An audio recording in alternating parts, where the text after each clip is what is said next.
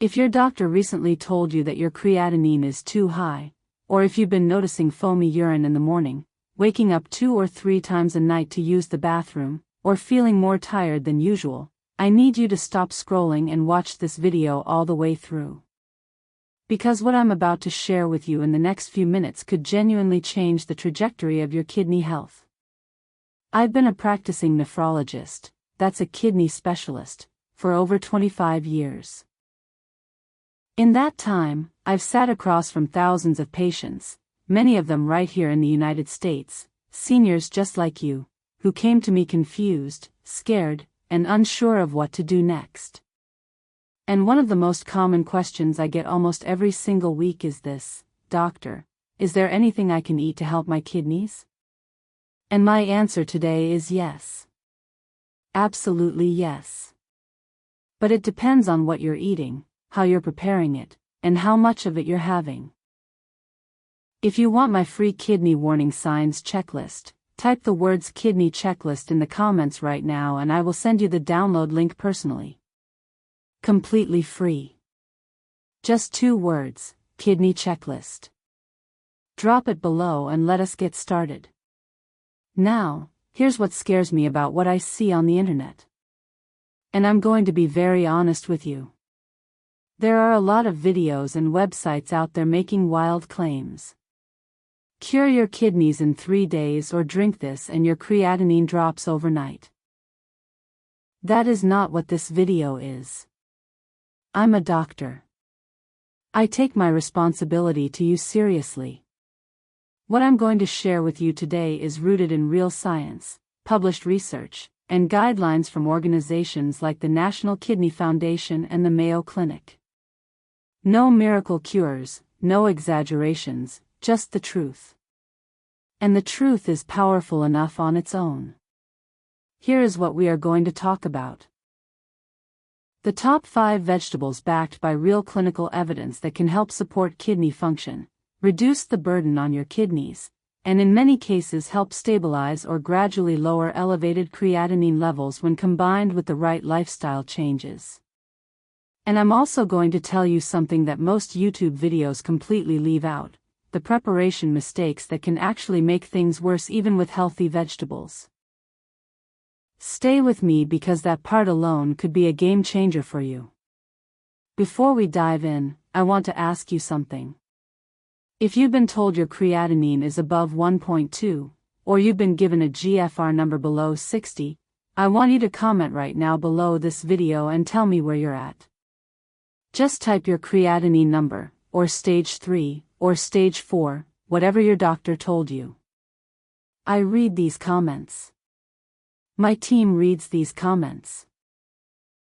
And your story might help someone else who is watching this right now and feeling completely alone. You are not alone.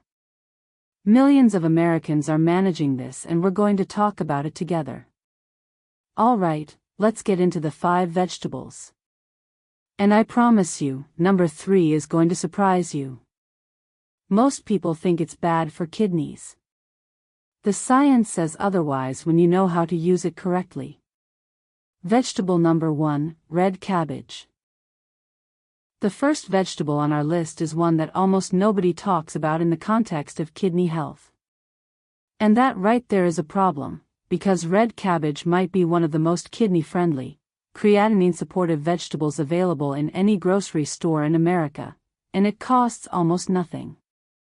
Let me explain what creatinine actually is first, because I want you to understand the why behind everything we discussed today. Creatinine is a waste product. It's produced naturally when your muscles break down a substance called creatine, which they use for energy. Your kidneys are responsible for filtering creatinine out of your blood and excreting it through your urine. When your kidneys are working well, creatinine levels stay within a normal range, roughly 0.7 to 1.2 milligrams per deciliter for most adults. But when the kidneys begin to struggle, whether from chronic kidney disease, diabetes, high blood pressure, or other factors, they can't filter as efficiently, and creatinine starts to build up in the blood. That rising number on your lab report is a signal. It's your kidneys telling you they need help. Now, red cabbage. Why is this vegetable so remarkable for kidney patients? There are three main reasons, and I want to walk through each one carefully. First, red cabbage is extremely low in potassium and phosphorus. This is critically important for anyone with CKD because damaged kidneys often struggle to excrete excess potassium. High potassium in the blood, a condition called hyperkalemia, can cause muscle weakness, heart rhythm problems, and in severe cases, it can be life-threatening. Many vegetables that are otherwise healthy, like bananas, potatoes, and cooked spinach, are high in potassium and can be harmful in later stages of CKD. A half cup of raw red cabbage contains approximately 60 to 65 milligrams of potassium, one of the lowest readings of any vegetable you will find. And for phosphorus, a half cup of red cabbage contains only about 21 milligrams. That is genuinely low. The phosphorus in cabbage is also plant-based, meaning it is poorly absorbed by the body compared to phosphorus from animal sources, giving your kidneys even less to deal with. Second, red cabbage is packed with anthocyanins, the natural pigments that give it that deep purple-red color. Anthocyanins are powerful anti-inflammatory compounds. Research has shown that inflammation plays a central and ongoing role in the progression of chronic kidney disease. It's not just about filtration. It's about inflammation in the kidney tissue itself accelerating damage over time. Anthocyanins help interrupt that inflammatory process. They don't fix what's already lost, but they may help slow down further damage, and that matters enormously for your long-term trajectory. Third, red cabbage is mildly alkalizing in the body. Some research suggests that managing the acid-base balance in the blood, something called metabolic acidosis, is critically important for kidney patients. Metabolic acidosis can accelerate kidney function decline. A diet rich in plant-based alkalizing foods like red cabbage may help buffer against this. The National Kidney Foundation has noted the importance of managing acidosis in CKD patients, and dietary approaches are a real evidence-based part of that strategy. Now, here is the practical side, and the mistake I see patients make constantly. They steam red cabbage until it's completely soft and mushy. That's not ideal. When you overcook red cabbage, you significantly reduce its anthocyanin content. Heat degrades these pigments. The best way to consume red cabbage for maximum benefit is either raw, shredded into a salad or coleslaw, or lightly steamed for just 2 to 4 minutes so it retains its color and crunch. If the color turns from purple to blue-gray, you've overcooked it. That's your visual cue. 1 cup of cooked red cabbage uses only about 9 to 10% of a 2,000 mg daily potassium limit, meaning it is safe at virtually every stage of CKD. It is inexpensive, widely available, and extraordinarily versatile. You can put it in salads, wraps, soups, or as a side dish. If red cabbage is going on your grocery list this week, I want you to type the word cabbage in the comments right now. Just that one word. It tells me you're serious about your kidney health, and it helps this video reach more people who need it. Type cabbage below. Vegetable number 2, cauliflower. The second vegetable on our list is cauliflower. And I know what some of you are thinking, cauliflower?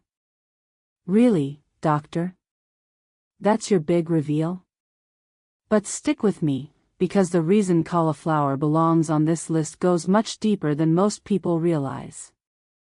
And there's a specific preparation method that multiplies its benefits dramatically. Cauliflower has become trendy in recent years as a low-carb substitute for rice and mashed potatoes. But for kidney patients, its value goes far beyond carbohydrates. Let's talk about the 3 pillars of why cauliflower is exceptional for kidney support. First, like red cabbage, cauliflower is extremely low in potassium and phosphorus. A half-cup serving of boiled cauliflower contains approximately 88 milligrams of potassium and only about 20 milligrams of phosphorus. These numbers are among the lowest of any vegetable you can find, which is why the National Kidney Foundation specifically lists cauliflower as a kidney-friendly food in its dietary guidance for CKD patients. When your kidneys are struggling, every milligram of potassium and phosphorus you reduce from your diet gives your kidneys a little more breathing room. Second, cauliflower contains a remarkable group of compounds called glucosinolates, which are broken down in the body into indoles, thiocyanates, and isothiocyanates. These compounds have been studied for their ability to reduce oxidative stress and help the liver neutralize toxic substances that could otherwise damage cell membranes.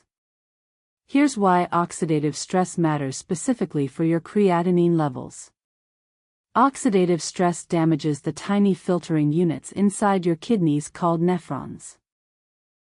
Once a nephron is damaged beyond repair, it cannot regenerate. The kidneys are one of the few organs in the human body that cannot regenerate their functional units.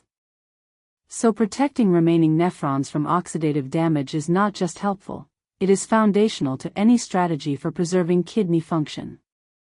Third, and this is the point that very few people discuss, cauliflower is also a source of choline, a B vitamin-like nutrient. Emerging research suggests that choline plays a role in reducing urinary protein excretion. That's the proteinuria, the foamy urine that many of you watching may be experiencing right now. Proteinuria is not just a symptom. It is an independent risk factor for kidney disease progression. High levels of protein in the urine mean the kidney's filtration barrier is damaged and leaking.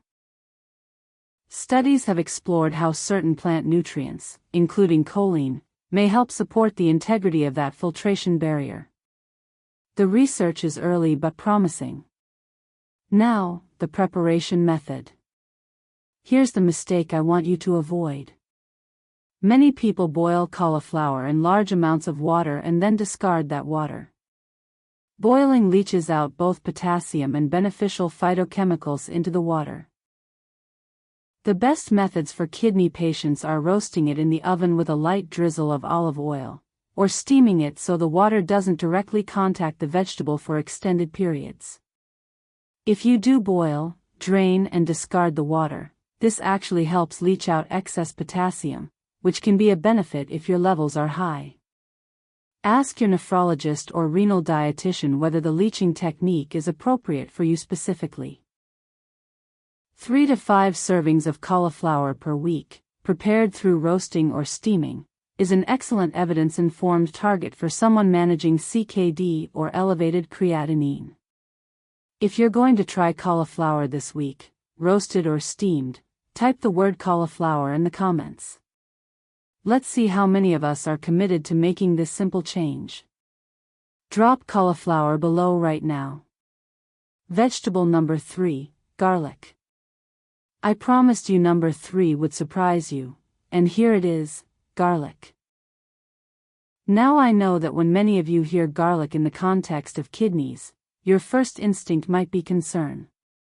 You've heard that kidneys and CKD require careful management of what you process. You've been told to watch your diet. And garlic sounds intense, medicinal even.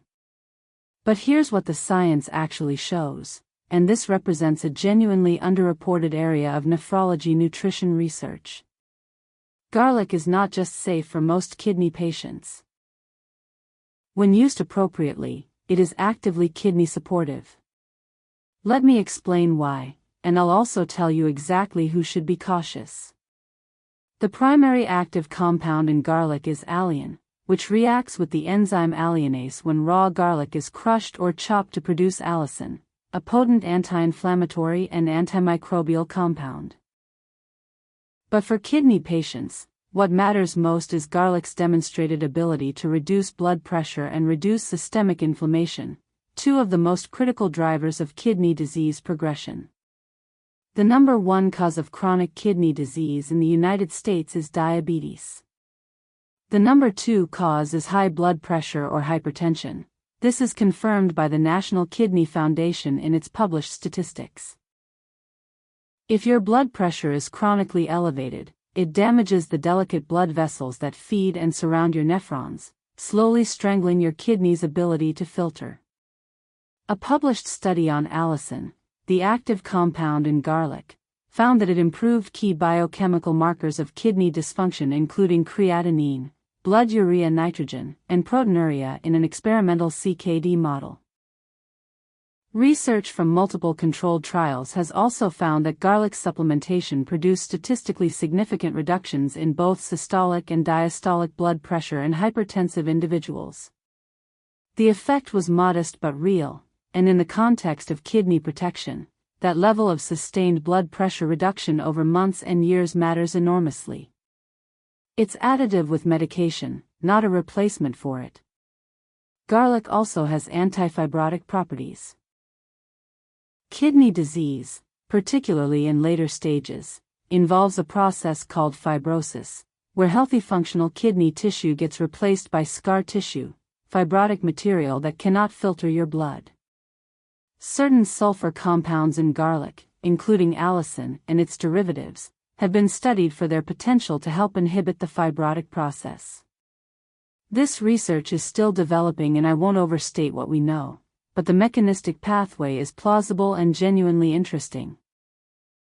Now, here's the preparation insight that virtually no video shares. Allicin in garlic is only fully activated if you crush or chop it and then wait approximately 10 minutes before heating it. If you throw a whole clove of garlic directly into a hot pan, the enzyme alliinase is immediately denatured by the heat before it can produce allicin. You get flavor, but you lose a significant portion of the therapeutic benefit.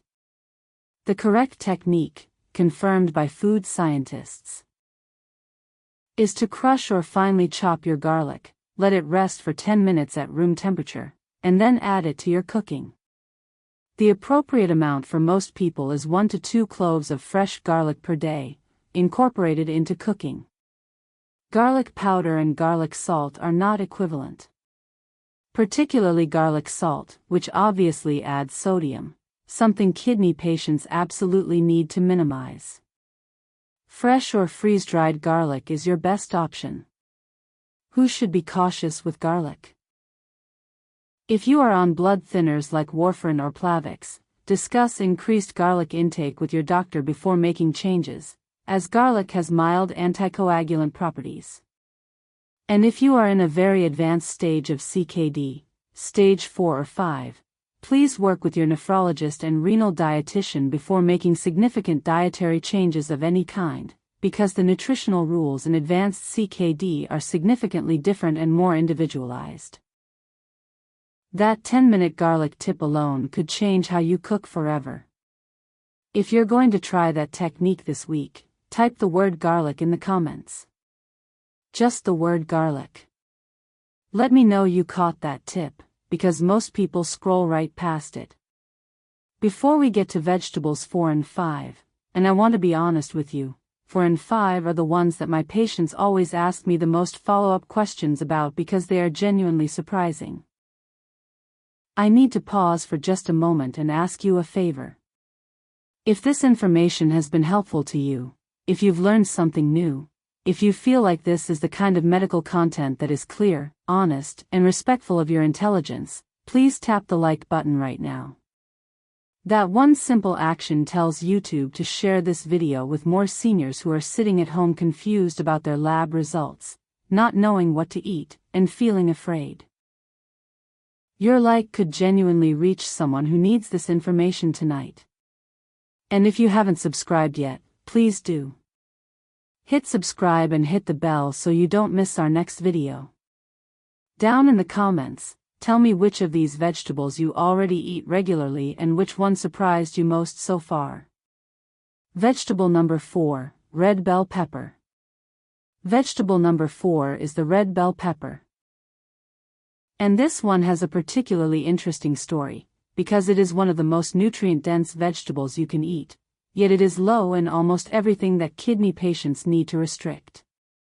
When I describe it to my patients, I call it the precision vegetable. It gives you extraordinary nutritional value with minimal metabolic cost to the kidneys.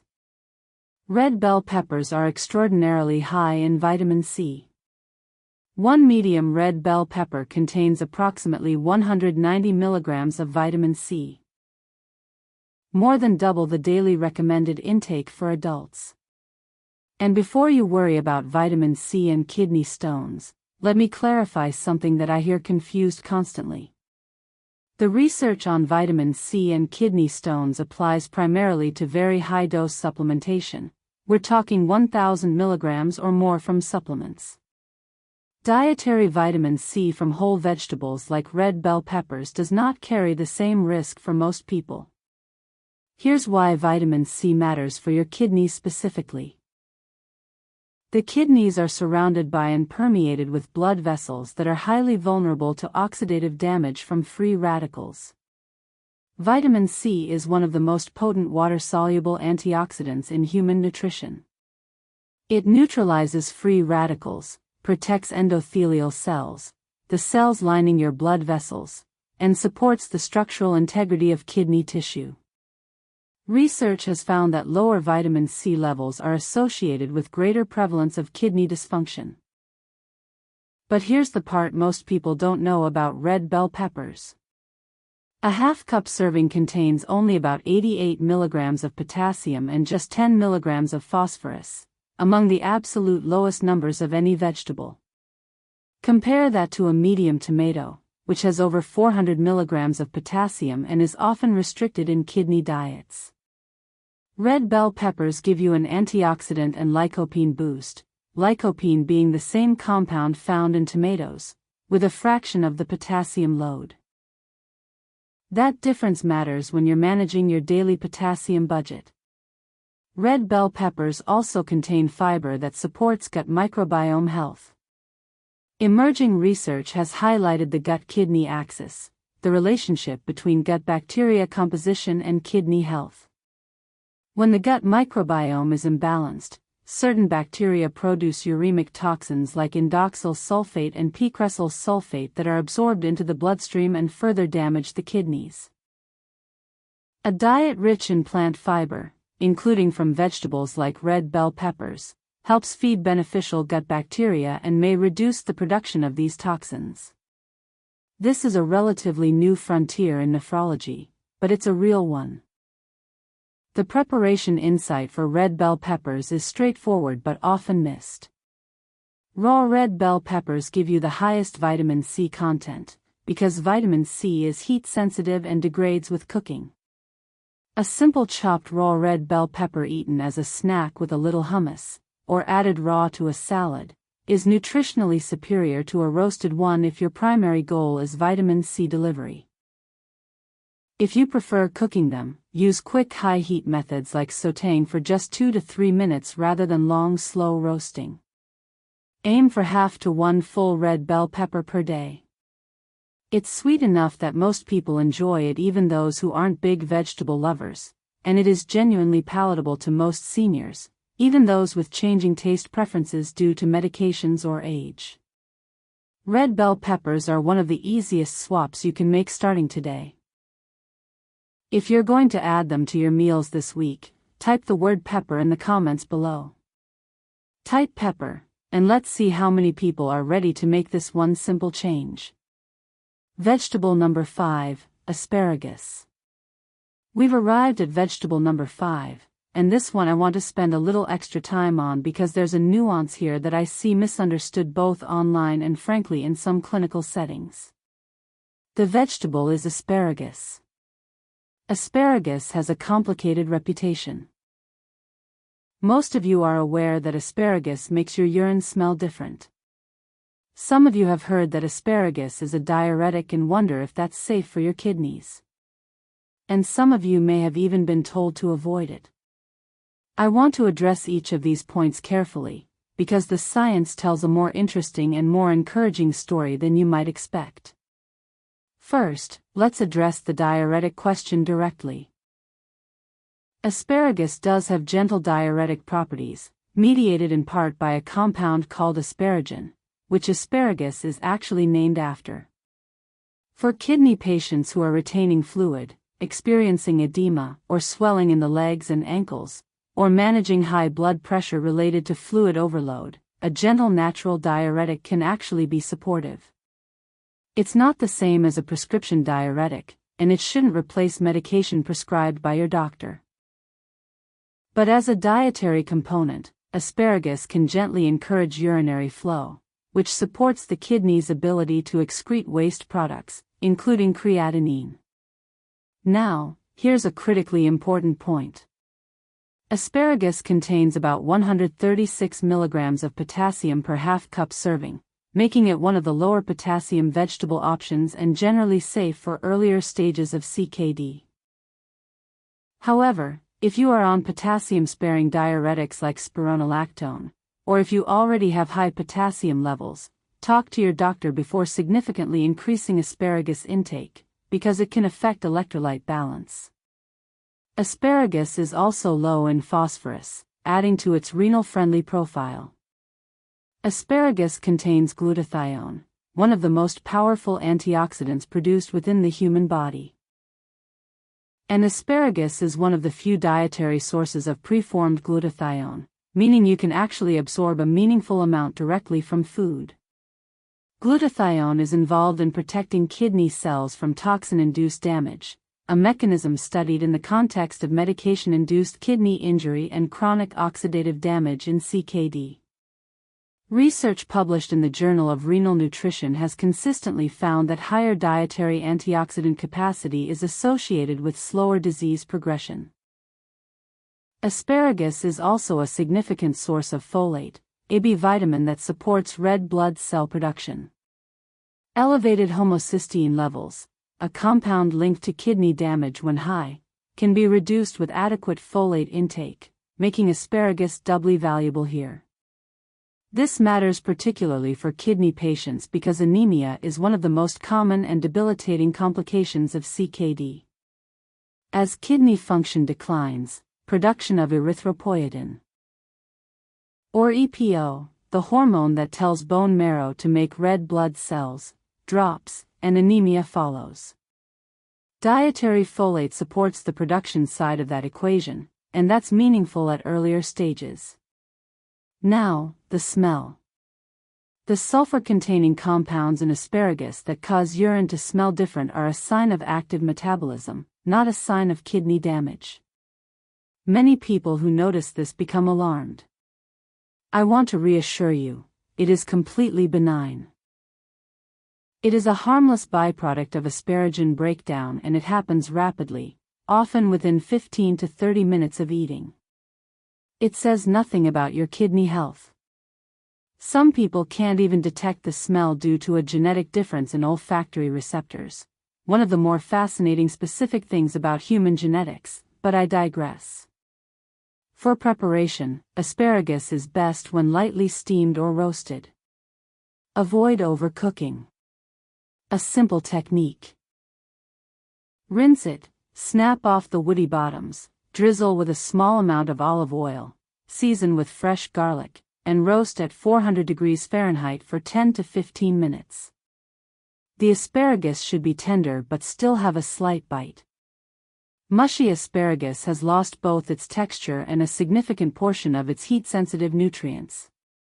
2 to 4 ounces of asparagus per serving, 3 to 4 times per week, is a reasonable target for most people managing elevated creatinine or early to moderate CKD.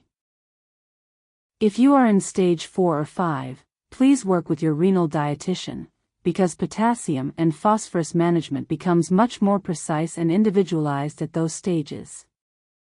Asparagus is a powerhouse that most kidney patients never even consider. If you are going to try asparagus this week, type the word asparagus in the comments right now.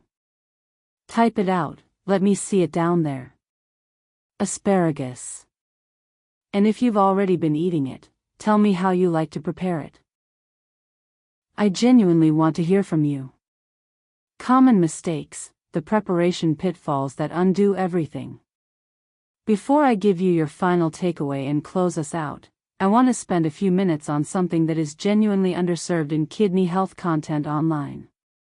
We've talked about 5 incredible vegetables, but what I haven't told you yet is how these vegetables, and many others, can actually cause harm if you're not careful about how you prepare and combine them. I see patients make these mistakes regularly. The first and most common mistake is not understanding that healthy does not mean kidney safe in unlimited quantities. Spinach is an excellent example. It's widely promoted as a superfood, and nutritionally it is extraordinary. But it is also extraordinarily high in potassium and oxalate. For someone managing CKD, eating large quantities of cooked spinach daily could be genuinely harmful. The same logic applies to avocado, oranges, potatoes, and bananas. I'm not saying these foods are bad. I'm saying that in kidney nutrition, context and quantity are everything. The second mistake is relying on smoothies as a kidney health strategy. I see patients who have shifted entirely to blended green smoothies, thinking they're doing something wonderful for their kidneys. But a smoothie can concentrate the potassium and phosphorus of 4 or 5 different vegetables into one glass that you drink in minutes. Whole vegetables eaten as food are metabolized more slowly, allowing the body, even impaired kidneys, to process electrolytes more gradually. Smoothies remove fiber structure and can spike potassium delivery in ways that solid foods do not. This is a nuanced point and not one you'll commonly hear, but I believe it's clinically important. The third mistake is salt. Many of the vegetables we've discussed are incredibly low in sodium in their natural state. But the moment you add soy sauce, garlic salt, seasoned salt, or canned versions with added sodium, you undo much of the kidney benefit. Sodium causes your body to retain water, raises blood pressure, and directly stresses the kidney's filtering mechanisms. For kidney patients, many nephrologists recommend keeping sodium to 1,500 to 2,000 milligrams per day or less. Season your vegetables with fresh herbs, fresh garlic, lemon juice, and pepper. Get creative with flavor without salt. The fourth mistake is not drinking enough water. Some kidney patients, particularly those who experience nocturia, waking up at night to urinate, become afraid of drinking water during the day. They think, if I drink less, I'll urinate less and maybe sleep through the night. This is a very understandable instinct, but it is often counterproductive. Mild dehydration concentrates waste products in the blood, including creatinine, and makes the kidney's job harder. Adequate hydration, the appropriate amount for your specific stage of CKD, which your doctor should help you determine, is part of the foundation of kidney health.